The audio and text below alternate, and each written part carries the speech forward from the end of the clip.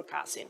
Kemi ofrimin Në zhvillim të politikave sociale, u mbajt sot në Tiranë konferenca rajonale për shpejtimi i reformave të kujdesit për fëmijët drejt anëtarësimit në Bashkimin Evropian. Kryeministri Edi Rama tha se Shqipëria ka bërë progres të dukshëm në kujdesin ndaj fëmijëve, ndërsa shtoi se synohet një përkujdesje e shtuar në buxhet dhe mësues për 16.000 personat me aftësi të veçanta. Një rritë mbështetës nga ana jone, e cila nuk është thjesht dhe vetëm financiare, por edhe institucionale.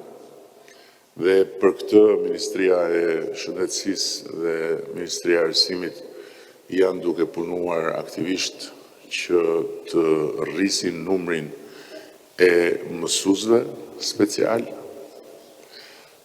Ashtu si kundër dje ne kemi hapur një kapitull të ri në sistemin tonë të shërbimit shëndetësor me hapjen e klasave të para për fëmijët që janë të shtruar në spital, klasa mësimore dhe klasa arti, të cilat ju shërbejnë fëmijëve që të mos humbasin kontaktin me mësimin.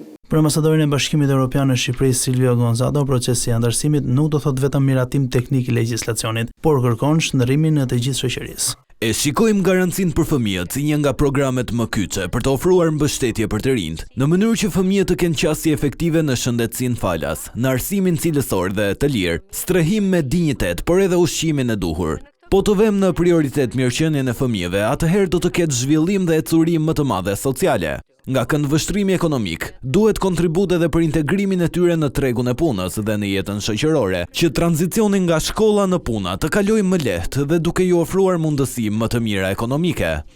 Konferenca u organizua me pjesëmarrjen e përfaqësuesve nga vendet e Ballkanit Perëndimor, si një platformë e rëndësishme për forcimin e politikave sociale dhe mbrojtjes së fëmijëve në rajon.